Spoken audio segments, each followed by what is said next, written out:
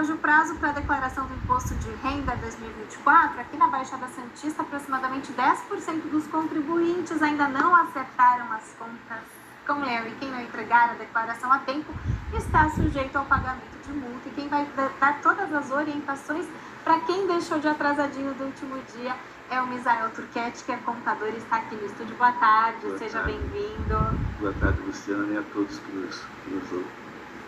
Esses últimos, deixa para a última hora, e muita gente reclama que chega nesse dia e enfrenta até instabilidade, tem um medo de não conseguir declarar, porque encontra instabilidade no sistema para enviar a declaração. Isso é bastante comum de acontecer? Sim, é muito comum. Ao longo de todos esses anos que eu trabalho em contabilidade, é comum. No último dia, principalmente agora, no período da tarde, é muito comum ter instabilidade. E para a gente relembrar quem está em casa, quem é que precisa declarar o imposto de renda? Então, basicamente é quem teve rendimentos tributáveis acima de R$ 30.369,90, quem teve rendimentos isentos e não tributáveis acima de 200 mil, bens e direitos acima de 800 mil, atividade rural acima de 153 mil, e tem várias outras situações que obrigam o contribuinte a declarar. E documentação, o que precisa separar? A gente sabe que precisa separar aquele informe de rendimento da empresa, que a empresa coloca tudo direitinho, mas, por exemplo, se a pessoa comprou um carro no ano passado, se a pessoa adquiriu um financiamento, como é que funciona?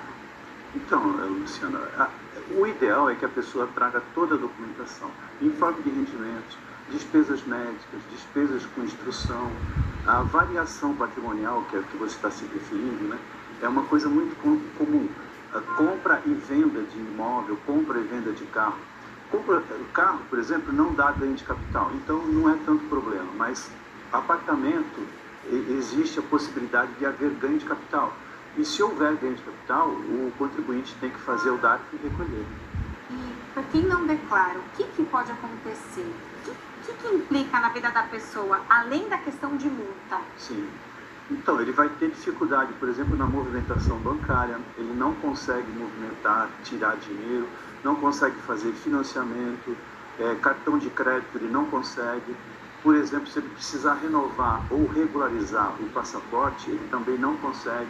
Não assume nenhum cargo público, caso ele tenha prestado e passado, ele não consegue assumir. Se tiver com CPF irregular, não consegue.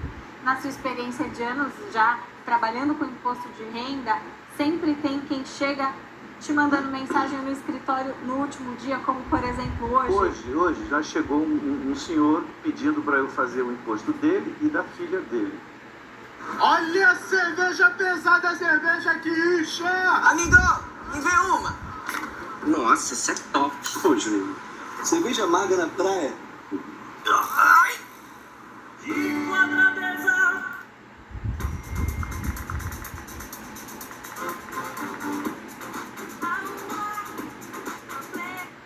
Aí eu falei, tudo bem, mas o senhor tem que me trazer a documentação hábil. Ainda dá tempo, Porque nós temos até 23 horas e 59 minutos. Exatamente. Ainda dá tempo. Mas é importante sempre ressaltar que as pessoas precisam se organizar para fazer o quanto antes, até por conta da restituição. Quem tem imposto a restituir, E nós tivemos 2 meses e meio de prazo, então não se justifica esse atraso, deixar tudo para a última hora. Não é normal. E quando a gente fala dos microempreendedores, nós temos muitos também na região. Sim. O prazo também é hoje, lembrando que mesmo que tenha feito já a declaração de pessoa física, precisa fazer também sobre o MEI. Como é que funciona? São coisas distintas, O MEI você está fazendo a declaração do CNPJ e a pessoa física é do CPF. Então, por exemplo, quando você faz a declaração do MEI, uma parte do rendimento do MEI, ele é rendimento tributável, então ele vai para a declaração da pessoa física, entendeu? E a outra parte é rendimento isento e não tributável, e também vai fazer. Então, elas são mais ou menos coligadas, entendeu? Elas são integradas.